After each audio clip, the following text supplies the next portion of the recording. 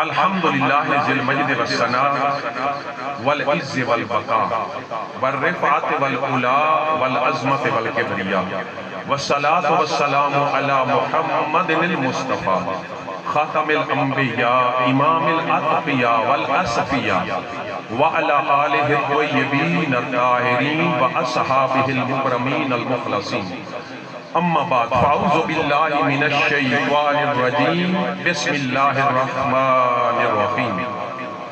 قل لا اسألكم علیہ اجرا الا المودۃ فی القربى صدق اللہ مولانا العظیم۔ میرے صحبوں ایک بات اچھی طرح ذہن نشین کر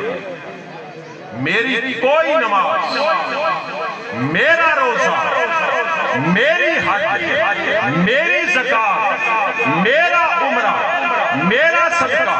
میری خیرات، میری شب بیداری، میری تہجد گزاری قبول نہیں ہے جب تک سینے میں محبت پنجتن پاک ہے۔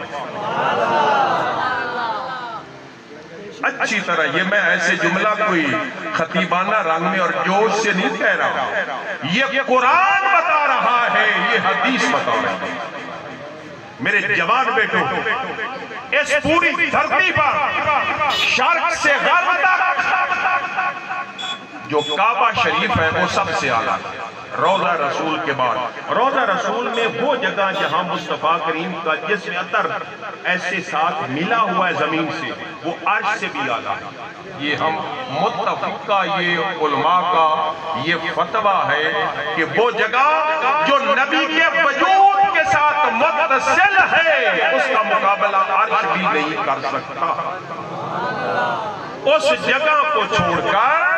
ساری کائنات میں سب سے اعلیٰ جگہ کعبہ ہے، اور کعبہ میں وہ جگہ جہاں ہم طواف کر اللہ آپ کو لے جائے۔ ویسے بڑا سرور ہوتا ہے جس وقت بندہ طواف کر رہے ہیں۔ سب سے اعلیٰ جگہ وہ مطاف ہے جہاں ہم طواف کرتے ہیں، اور مطاف میں پھر ایک جگہ ہے جو سب سے اعلیٰ ہے۔ کعبے کے ارد گرد جب چکر لگاتے ہیں تو سارا مطاف ہی برکت والا ہے، اس میں پھر ایک جگہ ہے جو سارے مطاف سے اعلیٰ ہے، وہ حجر اسود اور مقام ابراہیم کے درمیان۔ اللہ آپ کو لے جائے، جب وہ جو گئے ہیں نا وہ تو ایسے ان کی آنکھوں کے سامنے حجر اسود بھی آ جاتا ہے، مقام ابراہیم بھی آ جاتا ہے۔ حجر اسود اور مقام ابراہیم کے درمیان جہاں کعبہ کا دروازہ ہے، جہاں مقام ملتزم ہے، وہ ساری کائنات سے مصطفیٰ کریم کے روضہ کے علاوہ سب سے اعلیٰ ہے۔ اب جگہ کی فضیلت آپ نے سن لی، اور وہاں کوئی بندہ چلا جائے، کعبہ میں چلا جائے اور مقام ابراہیم اور حجر اسود کے درمیان سجدہ ریز ہو جائے، آپ نے غور کرنا، سر میرے پاس نہیں ہے، بے سورہ ہوں، لیکن ایک بات آپ کو بتا رہا ہوں کہ سجدہ ریز ہو جائے اتنی دیر کے لیے ساری زندگی، اور ساری زندگی روزے سے ہو جائے، مقام ابراہیم کے قریب سجدے کریں، حجر اسود کے قریب سجدے کریں، کعبہ آنکھوں کے سامنے ہو، مقام ملتزم کے سامنے ہو، کعبہ کے دروازے کے سامنے ہو، روزے سے ہو، اور سجدہ ریز رہے ساری زندگی، اور اسی سجدے میں مر جائے۔ کتنی بڑی عبادت ہے، اب تصور کرو نا، اسی سجدے کی حالت میں مر جائے تو کتنا بلند مقام ہے، جنت میں جائے گا یا نہیں جائے گا؟ کوئی رکاوٹ ہو سکتی ہے؟ ایک رکاوٹ ہے، اب سنو حدیث، لو ان رجلا سافنا بین الرکن والمقام فصلی وصام ثم مات وهو مبغض لأہل بیت محمد دخل اللہ۔ ساری زندگی سجدہ میں پڑ رہے، روزے سے ہو، سجدے کی حالت میں مر جائے، اور اس کے سینے میں پنجتن پاک کی محبت نہ ہو، اللہ اس کو دوزخ میں ڈال دے گا۔ اہل بیت کی محبت کے بغیر صاحبوں بیڑے پار نہیں ہو سکتے۔ مثل اہل بیتی مثل سفینۃ نوح من راکب فیہا نجا ومن تخلف النفع غارقا۔ میرے نبی کا فرمان ہے، حضور فرماتے ہیں کہ میری اہل بیت کی مثال کشتی نوح کی سی ہے، جو نوح کی کشتی میں سوار ہوئے تھے، ان کا بیڑا پار ہوا تھا، اور جو کشتی نوح میں نہیں سوار ہوئے تھے، مخالفت کی تھی، وہ غرق ہو گئے تھے۔ ایمان والوں، اے صاحب ایمان، مصطفیٰ کے غلاموں، اگر سینے میں علی کی محبت نہیں ہے، فاطمہ کی عقیدت نہیں ہے، حسن سے پیار نہیں ہے، حسین سے پیار نہیں ہے، تو کبھی بھی بندہ پار نہیں لگ سکتا، ہدایت کے نور میں نہیں جا سکتا، وہ گمراہیوں کے سمندر میں غرق ہو جائے گا، تباہ ہو جائے گا، کافر ہو جائے گا، قبر میں عذاب ہوگا، آخرت میں عذاب ہوگا۔ اور جس کے سینے میں محبت ہوگی، مدینے کا ماحول ہے، اور محمد رسول اللہ خطاب فرما رہے ہیں، یا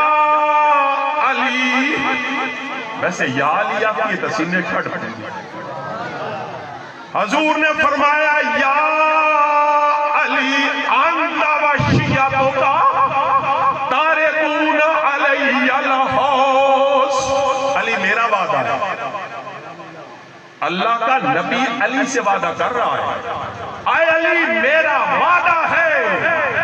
آپ اور آپ کے سارے چاہنے والے، علی آپ سے محبت کرنے والے، علی آپ کا ذکر سن کر جن کے سینے ٹھنڈے ہوتے ہیں، آپ کا ذکر سن کر جن کے چہرے پر شادابی آتی ہے، میرا علی میرا وعدہ ہے، جب قیامت کا دن آئے گا، ان الشمس تدنو یوم القیامہ حتی یبلغ العرق بنصف العذر، سورج قریب ہوگا، کوئی پرسان حال نہیں ہوگا، کوئی ہمدم نہیں ہوگا، کوئی ساتھی نہیں ہوگا، ماں کی مامتا مضطرب نہیں ہوگی، باپ کی شفقت پریشان نہیں ہوگی، بہنوں کا پیار نہیں ہوگا، اور بھائیوں کا سہارا نہیں ہوگا، کعبے کے رب کی قسم اس دن ایک ہی سہارا ہوگا، وہ کالی کملی والے کا۔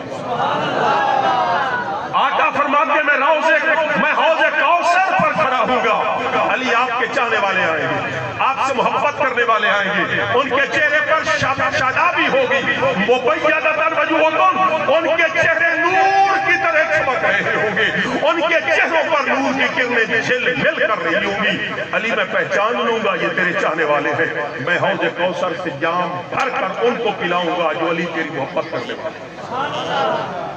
علی کی محبت کے بغیر،